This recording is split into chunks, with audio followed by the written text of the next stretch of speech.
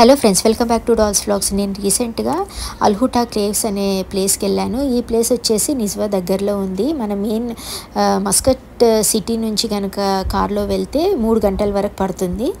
ఈ అల్హుటా కేవ్స్ లోపలికి వెళ్ళాలంటే టికెట్ వచ్చేసి 7.3 అనేసి అన్నారు. టికెట్ తీసుకున్న వెంటనే లోనికి అయితే డైరెక్ట్ పంపించట్లేదు, ఒక స్లాట్ లాగా పంపిస్తున్నారు. అంటే 8-10 మంది అలా కలిసి వెళ్ళేలాగా. ఇది ఒక మెయిన్ టూరిస్ట్ ప్లేస్ అని కూడా చెప్పొచ్చు మస్కట్లో. ఇప్పుడు లోన మీరు చూడబోయే కేవ్స్ అన్నీ కూడా 100 years ఎగోవి అనేసి చెప్తున్నారు. ఇప్పుడు అంతా కూడా మస్కట్లో చాలా ఎండలు అయితే మండిపోతున్నాయి. సో లోపలికి ఎలా వెళ్ళాలబ్బా, చాలా దూరం ఉంటుందేమో అనేసి అనుకున్నాము. కానీ ఇలాంటి ఒక వెహికల్ అయితే పెట్టారు. దీంట్లో అక్కడ ఉన్న ఒమానీ ఒక అతను అందరినీ తీసుకొని వెళ్ళాడు. ఇలాంటి వెహికల్ ఉంటే ఎంత దూరమైనా వెళ్ళిపోవచ్చు హ్యాపీగా.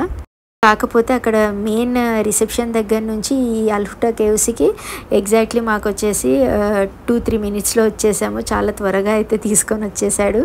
ఇంకొంచెం దూరం ఉంటే బాగుండేమో అనిపించింది. లోనికి వెళ్ళగానే ఇలా ఉంది ఎంట్రన్స్ అంతా కూడా. చాలా చీకటిగా అనిపించింది. మ్యాక్సిమం నేనైతే షూట్ చేయగలిగాను, కానీ అంత క్లారిటీగా అయితే రాలేదు. రియల్గా వెళ్ళి చూస్తే కనుక చాలా బాగుంది ప్లేస్ అంతా.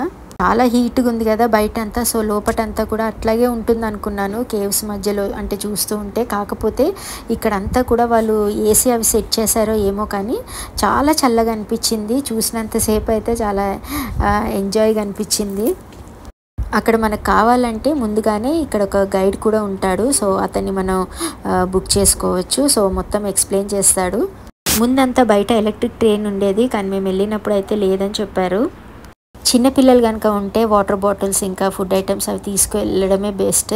లోపటైతే ఎలాంటి వాటర్ బాటిల్స్ కానీ ఫుడ్ ఐటమ్స్ అవి లేవు, ఇంకా వాష్రూమ్స్ కూడా లేవు. చాలా పెద్ద కేవ్ అండి. వెళ్తున్నాం ఇంకేదో వస్తుంది అంటే ఏం రాలేదు. మొత్తం ఇక్కడ కేవ్స్ మాత్రమే ఉన్నాయి. వాటి మధ్యలో ఇలా స్టెప్స్ అయితే ఉన్నాయి. సో అది మొత్తం చుట్టూరా చూసి బయటికి రావడానికి అయితే ఎగ్జాక్ట్లీ మాకు 1 hour అలా పట్టింది. నాకు తెలిసి నా చిన్నప్పుడు అయితే జగదేక వీరుడు అతిలోక సుందరి ఫస్ట్ సాంగ్ ఉంటుంది కదా, అందులో ఆ కేవ్ మాత్రమే తెలుసు. ఇదే ఫస్ట్ టైం ఇంత పెద్ద కేవ్ అయితే చూడడము. మస్కట్లో ఉన్న వాళ్ళు ఈ కేవ్ చూడాలంటే మాత్రం తప్పకుండా వెళ్ళి చూడండి. చాలా బాగుంటుంది, డిఫరెంట్ ఎక్స్పీరియన్స్.